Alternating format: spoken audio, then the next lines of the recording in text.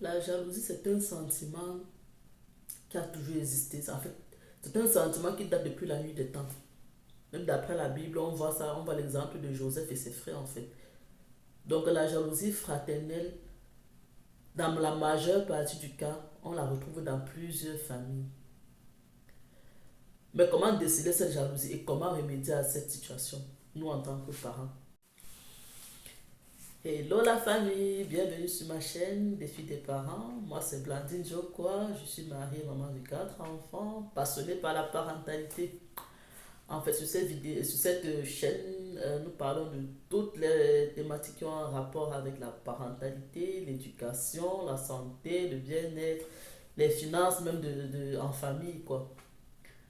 Si tu es nouveau sur cette chaîne et que cette thématique t'intéresse, tu t'abonnes et tu actives la cloche de notification parce que comme j'aime préciser, en fait, si tu t'abonnes sans activer la cloche, tu vas recevoir des vidéos, mais tu ne les recevras pas au moment où je les poste, quoi. Donc, sur cette chaîne, je partage mes expériences en tant que parent et généralement les histoires que je rencontre près de ma famille, quoi. Aussi élargies que rapprochées. En fait, nous allons aborder le sujet de la jalousie fraternelle. La jalousie fraternelle, c'est une jalousie qu'on retrouve généralement entre nos enfants. Ils ont cette tendance-là à se tirailler, tout ça pour attirer l'attention de leurs parents. Mais la jalousie, c'est quoi? Selon moi, la jalousie, c'est un sentiment normal qu'on développe on se rend compte qu'on est en train de perdre nos privilèges, en fait. Donc, pour la petite histoire, dernièrement, j'étais avec mon fils, euh, celui du milieu, et pendant qu'on roulait, il m'a demandé, maman, tu aimes plus qui parmi nous? J'étais dépassé, je regarde, je demande, mais c'est quoi cette question-là? Je vous aime tous. Il dit, oui, mais je sais, mais tu aimes plus qui? Je dis, il n'y a pas de plus qui, mais je vous aime tous. L'amour est proportionnel, mais chacun est différent, ce qui fait que vos amours sont différents, mais je vous aime tous, et aussi grand que possible. Il me dit, bon, en fait, il a senti que je le contournais. Il me dit, s'il fallait que la police vienne prendre un enfant, il part avec. Tu vas dire qu'on part avec qui? Je dis, mais pourquoi la police doit d'abord venir prendre mes enfants? Quand mes enfants sont gentils, ils se comportent bien, la police ne va pas les prendre. Et lui, il insiste, il me dit, oui, je sais, mais je dis, si la police doit prendre un, tu vas partir avec qui? Il dit, personnellement, la police est partie avec moi-même. Et c'est comme ça qu'il a fermé le débat, mais en fait, je ne savais pas quoi lui répondre à ce moment-là. Donc, c'est ça qui m'a poussé à faire cette vidéo, pour que vous me dites aussi, selon vous, en commentaire, comment vous aurez pu répondre à cette question-là. Vous avez des enfants et votre enfant vous demande si la police doit venir prendre un et partir avec, qui est-ce qu'on doit prendre? En fait, on va se rendre compte que cette histoire de jalousie arrive généralement même avec la naissance du deuxième enfant parce que le premier enfant, il sent comme si bon, son amour est déjà égrené, quoi. Toute l'attention ne sera plus sur lui seul, toute l'affection n'est plus à lui. En fait, son amour devient partagé. Et ce qui fait que parfois, il voit peut-être les jouets qu'il appartenaient à lui seul. On commence à dire donne pour ton frère. Avant, maman rentrait avec un truc, c'était pour lui. Aujourd'hui, quand on rentre, c'est pour deux personnes. Donc, c'est plus à lui seul, quoi. Ça devient un peu mélangé. Mais comment on fait? On vous êtes peut-être rendu compte, moi, chez moi, parfois, il m'arrive de me rendre compte que quand je leur partage peut-être, je vais dire les beignets dans les plats, chacun passe, il compte ce que j'ai mis à l'autre. Chacun passe, mais pourquoi tel a tel nombre? Pourquoi tel a ceci? Et généralement, ce que je leur reproche, c'est tel est plus grand, ce qui fait que son estomac aussi est plus gros. Donc, il doit manger un peu plus que toi pour pouvoir remplir, pour que vos penses soient équitables. Et il va te demander, et l'autre aussi, pourquoi elle a beaucoup plus de ceci. Tu vas expliquer peut-être parce qu'étant encore plus petite, elle a besoin peut-être de beaucoup plus de carottes que toi. Parce que donc, en fait, ils sont toujours en train de vouloir comparer. Et ça, ils nous mettent dans l'embarras parce que nous, on cherche maintenant aussi maintenant comment s'expliquer sur tous les actes qu'on pose. Donc, ça devient un peu. C'est énervant, quoi. Donc, je sais pas comment vous gérez ça dans vos maisons. Mais moi, ce que j'ai fait, c'est quoi? Désormais, maintenant, quand je veux leur servir à manger, je ne demande plus, je ne dis plus, venez porter, bien que je sais à table et puis chacun vient seulement s'asseoir. Non, quand je veux te servir, je te demande, ça suffit. Ce qui est sûr, celui qui est petit, même s'il va vouloir faire comme son grand frère en disant, ça ne suffit pas, mais l'autre, il va pas finir. Et quand je sers, je lui dis, ce que j'ai mis dans ton plat là, comme si tu me dis, ajoute, je te dis, ok, ce que je mets là, tu dois finir. On est d'accord? Donc même si tu es rassasié, parce que tu as voulu, tu vas finir. Au départ, vous allez vous rendre compte qu'au départ, quand vous dites, il vous dit oui, mais, parce qu'il veut que son plat soit aussi chargé peut-être que pour son grand frère. Le grand frère, c'est normal, il va finir, il va finir. Maintenant, le petit frère qui a voulu avoir le gros cœur en disant, mais, il se rend compte qu'en fait, il n'arrive pas à finir. Et moi, ce que je n'avais pas laissé passer, c'est de dire, tu vas finir. Parce que comme tu veux toujours avoir la même chose que ton grand frère, tu oublies qu'il est plus grand que toi. Et il a besoin, ses besoins aussi sont un peu plus grands que les tiens, tu vas finir. Donc après, il ne faisait plus, il prenait, j'ai remarqué, après peut-être un certain nombre de temps, il prenait maintenant la portion qui lui revenait, donc c'était vraiment proportionnel à son âge, quoi. Pareil pour ses frères, pour ses soeurs. Donc, en fait, je voulais aussi dire, toujours dans le même sens d'idée, évitons comment dire, de prouver en public beaucoup trop d'affection ou d'attention à certains, aux autres, aux uns qu'aux autres. C'est un peu blabla que je viens de dire là, mais bon. Ce que je veux dire, c'est que évitons, généralement, on aime dire peut-être à la dernière, la plus petite. Moi, c'est ce que je fais souvent. Je vais dire, oh, fais-moi un câlin, des trucs comme ça. Les autres sont assis, ils regardent. Eux, ils ont besoin de ça. Mais j'arrive pas à leur dire, moi, je me dis, ils sont là trop grands pour ça. Mais ils ont besoin. Mon fils aîné, il est le plus câlineux de la maison, même que les autres. Il aime tellement les câlins que même dehors, on m'a fait remarquer que, maman Blanche, ton fils aime les câlins. Parce que quand il voit quelqu'un qui l'affectionne, il est toujours, donc il est près de la personne. Il aime ce contact-là, ce rapport du toucher. Donc, et moi, généralement, quand il venait souvent, je lui disais, ah, tu es là trop grand, va là-bas. Va là-bas. Ce qui fait ça le frustrait, mais je ne le savais pas. Un jour, et j'ai remarqué parfois, vous voyez à la maison, on se dit toujours, les plus grands n'ont pas les mêmes besoins fusionnels ou affectionnels que. Affectionnels, je ne sais même pas si ça se dit. Que les plus petits.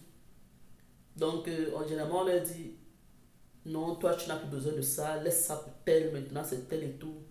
Ils discutent peut-être un objet, on va venir, on va dire au grand frère, ouais, laisse, tu es le plus grand, non, laisse à l'autre. Nous, on se dit que peut-être l'autre, le plus petit, on l'aide parce qu'il ne sait pas comment il peut se défendre, bien comment il va grandir avant de comprendre qu'il ne doit pas tout avoir. Sans savoir qu'en fait, on crée une frustration dans l'esprit de l'aîné, en fait. Mon aîné, une fois, j'ai remarqué, il s'isolait beaucoup. Et quand je lui ai demandé, mais c'est quoi? C'est la puberté là comme ça ou bien c'est comment? Tu es toujours dans ton coin et tout et tout. Il me dit, ah, moi je préfère rester ici là parce que quand il va venir là-bas, les autres vont faire, va toujours dire que c'est moi et tout et tout. Moi je préfère rester. Je sais, ça m'a choqué. J'ai dit, eh, Dieu, au point où tu préfères rester seul que de rester avec tes frères. Donc vous comprenez qu'il il a il a ce sentiment-là de mal-être en fait. Il ne se sent pas là il ne se sent pas au même pied d'égalité que les autres. Et pourtant, nous, on le fait de façon, je peux dire, inconsciente, sans savoir, en fait. Donc, il a fallu que je lui rassure en lui disant, mais non, tu peux pas dire ça. Quand tu as besoin, moi, généralement, et ce que je fais, généralement, avec lui, comme je sais qu'il est le plus grand, et quand les autres sont là, on le perturbe un peu.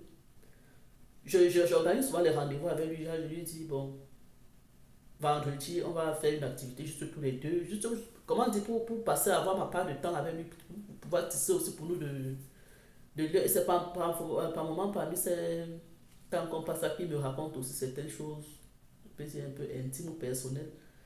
Et vraiment, tu sens qu'il aime ça. Parce que là, il n'a pas les autres autour de nous. Il est la star du jour. Vraiment, c'est entre lui et moi, il n'y a pas de rivalité et tout. Parce que ce qu'on oublie, c'est que la rivalité qui développe étant petit, si on ne casse pas ça dès maintenant, on va grandir avec les enfants qui vont arriver même dans le futur, peut-être même s'entretuer. Ce n'est pas nouveau de voir dans ce monde les frères plus tard qui se poignardent entre eux parce qu'on discute ceci, on discute cela.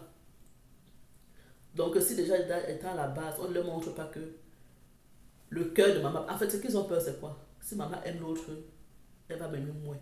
Si elle aime l'autre, elle va m'aimer. Dans le conflit qu'ils ont là, c'est en fait le conflit de je dois écraser l'autre pour que c'est moi qui sois devant pour que maman m'aime le plus ou bien papa. Je dois tout faire ça. Ils sont prêts à commettre des bêtises et mettre sur la tête de l'autre, juste pour qu'on rentre, on gronde l'autre, on accuse l'autre et on dise que non, toi tu es le bon enfant. Donc, vraiment, mes chéris, c'est vrai que c'est difficile, mais on va apprendre, n'est-ce pas, à montrer à nos enfants que la place, le cœur de maman, là, c'est tellement gros. C'est-à-dire que chacun qui vient là, il a assez de place. Une fois, j'ai dérangé mes enfants, et leur ai dit, ah, il y a encore une place dans la voiture, hein. Ça veut dire que maman n'a pas encore accouché un bébé. Et ça m'a entendu, non, non, non, non, non, ça suffit, ça suffit. Ça suffit, non, non, non, on ne veut plus. J'ai dit, mais vous ne voulez plus, est-ce que ce sont vos enfants? C'est moi qui décide. Il dit, ah, mais maman, non, moi j'avais demandé, le grand me dit qu'il avait demandé seulement un avec qui il peut jouer. Maintenant, je suis venue, j'ai mis trois. J'ai dit, mais quand toi tu as demandé un, l'autre aussi a demandé un. Et quand la fille est venue, elle avait aussi besoin de quelqu'un avec qui elle va jouer. Elle a demandé aussi l'autre, sa soeur est venue. Et maintenant, tous unanimes à ce niveau, les ont dit que ils ne veulent plus. Donc vous voyez, ils se sentent en danger en disant non, si l'autre vient encore, le peu que j'ai même déjà là, je n'aurais même plus ça. Ils oublient que la place là, là c'est le canapé en fait. Donc chacun vient là, il a sa position, chacun a sa position. Et on les aime tous. On les aime tous donc de la même façon. Quand je dis de la même façon, du même amour, mais de façon différente parce que c'est clair qu'ils sont aussi différents. Vous voyez un peu. Et ça, c'est le fait qu'on les dise chaque fois, je t'aime, ça ne, j'ai l'impression que ça ne leur suffit pas. Donc moi, c'est vraiment ce que je fais jamais. Je leur dis, je t'aime pour ce que tu es. Je t'aime comme tu es. Je t'aime ainsi. Donc, je le dis, je t'aime et j'ajoute toujours un complément encore en plus. Pour qu'ils sachent que, ah, c'est pas parce que maman aime peut-être l'autre que moi, elle ne va plus m'aimer. Bien non. Je t'aime. Elle m'aime malgré ce que je suis. Elle m'aime comme je suis. Elle m'aime et tout et tout. Donc, c'est un peu ça, quoi. Vraiment, les enfants, ils vont nous faire tout voir avec leurs questions bizarres. Il attend quand il a quand il n'y a pas ses frères, parce que je sais que quand il m'a posé la question en route, c'était dans l'espoir que je vais dire, euh, mais c'est toi que j'aime le plus, vous voyez un peu, parce qu'on n'est que deux. Il attend pour me demander pour que je dise que mais c'est toi que j'aime le plus. Et je sais que lui, il est beaucoup trop en rivalité avec son grand frère. Beaucoup. Au point où même parfois, quand ils ont une dame là qui les prend souvent pour les activités. Le petit frère a toujours tendance à vouloir dire à la dame toutes les bêtises que son frère fait à la maison. Et elle-même lui a dit un jour, mais non, arrête, parle de toi.